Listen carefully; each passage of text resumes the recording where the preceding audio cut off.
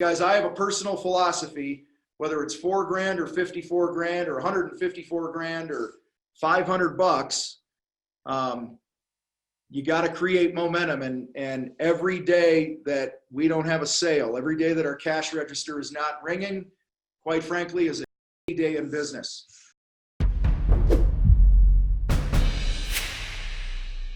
A business exists solely, first and foremost, to make a profit, okay?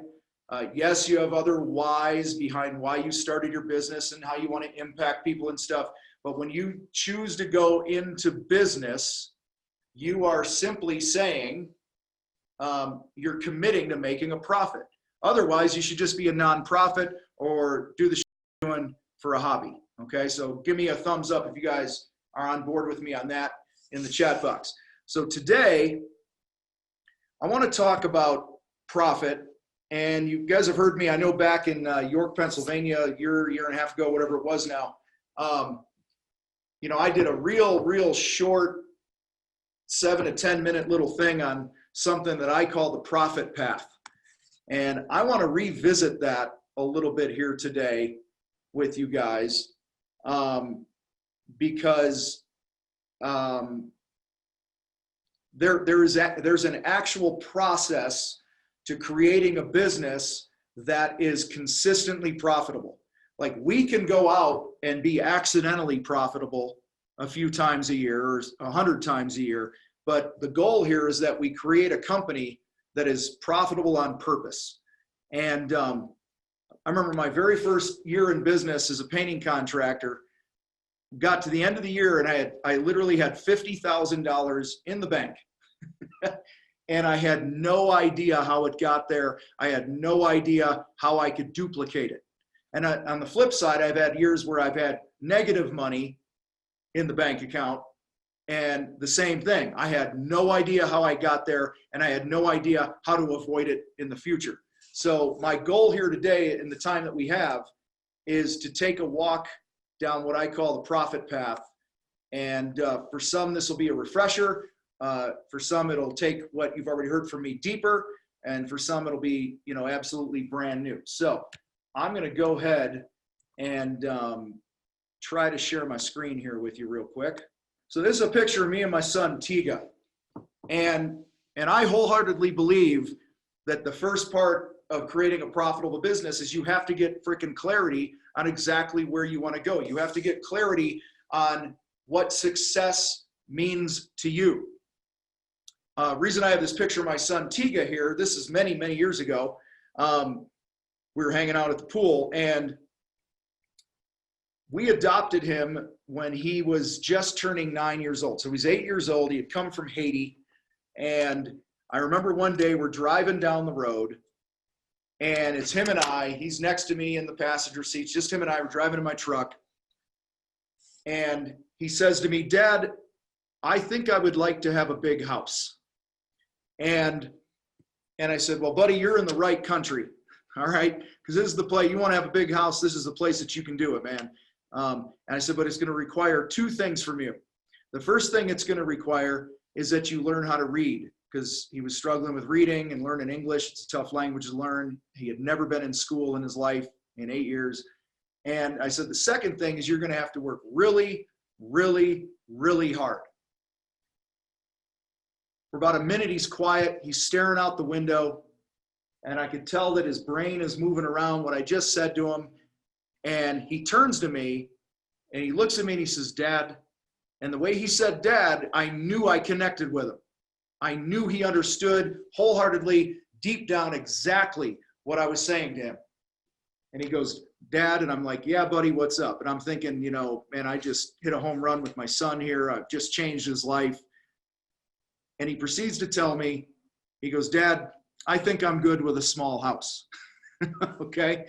And it cracks me up because it was clarity. He took the time to literally think through what it was going to take to get him to having that big house. And at that time in his life, as probably around 10 at the time, he was unwilling to do what it took. And that's totally okay. It's totally okay for you to get massive clarity around what you want in your business and then reverse engineer and go, what is this going to require of me? Jim Rohn, motivational speaker, died a number of years ago. He would tell people, don't set a goal to be a millionaire for the sake of earning $1 million. He said, set a goal of being a millionaire because of what it's going to require of you as a person to get there. Because you're going to have to change. You're going to have to be uncomfortable. You're going to have to be massively into, personal growth, self-development, have self-awareness, put yourself out there, have humility, all these other things. And guys, if you want to be profitable in your business, you've got to get clarity around what you really want and then ask yourself the question, am I really, truly willing to do what it takes to get there? I can't tell you how many times I'll ask this question over on the Contractor Fight Facebook page, and 50 guys will go, I want a $20 million business. Yet they won't do one thing on a daily basis like track the leads. Okay, so I call bullshit on that. So my whole point here, quickly, as we're going through the profit path, is that you have to start with clarity.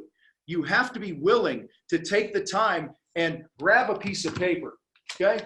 Grab a damn piece of paper, grab a pen, and sit down and map out, what do I really want? What do I want from the money side of things? What do I want from the relationship side of things? What do I want with, the type of business and the type of culture? Guys, you have to be willing to get into the weeds with this stuff, or you're just marking time. I truly believe you're wasting time. You're wasting your best energy, your best efforts, and all that other stuff. All right. And no, I'm not going to throw a pen today, Mike. I'm good. All right.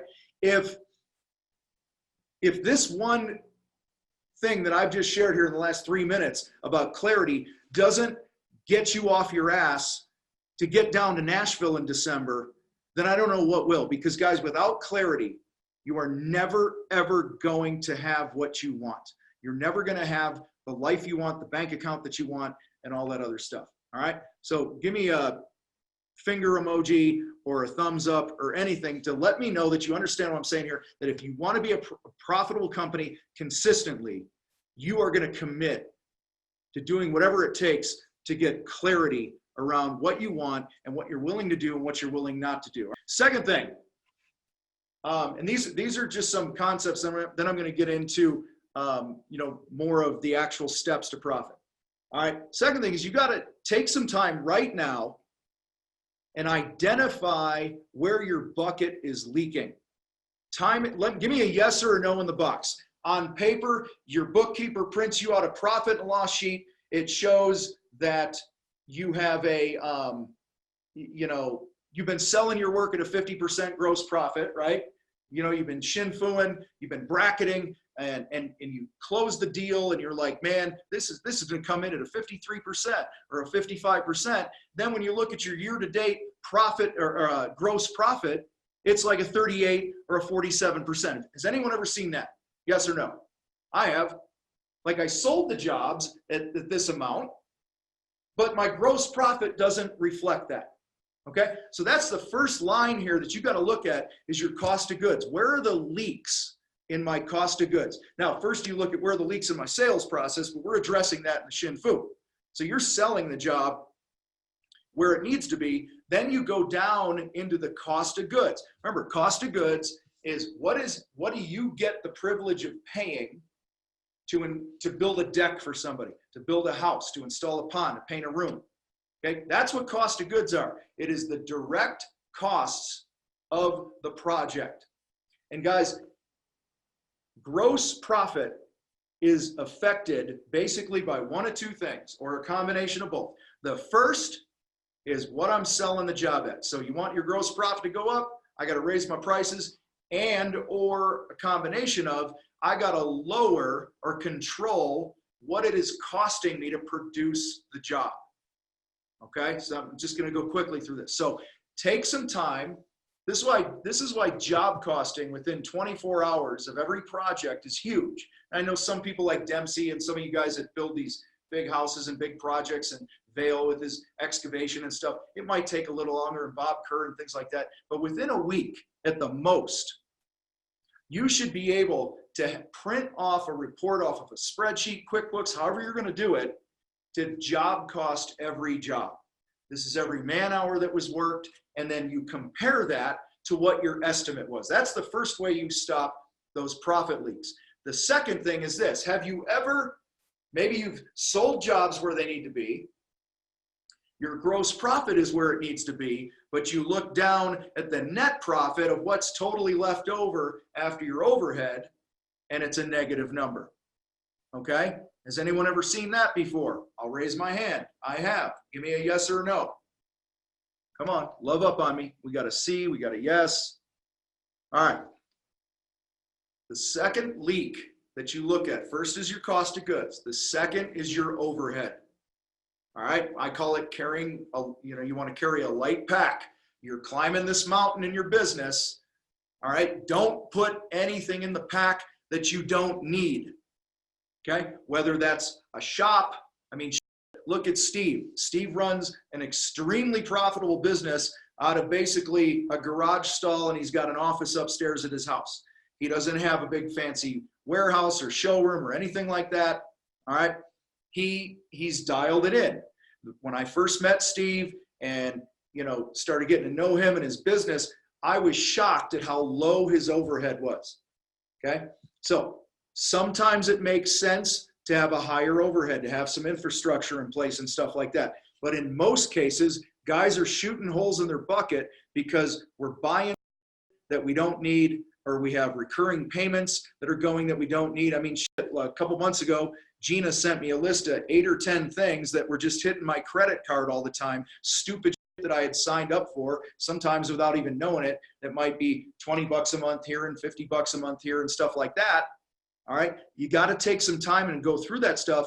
All right. And that's why having a budget is important, which I've talked about a million times here. This is what I'm going to spend in overhead each month. And then at the end of each month, when everything is reconciled, credit cards, bank accounts, all that, you put those two pieces of paper together and you compare. Okay? You guys with me on that? So if you want to have a consistently profitable business, you got to plug the leaks.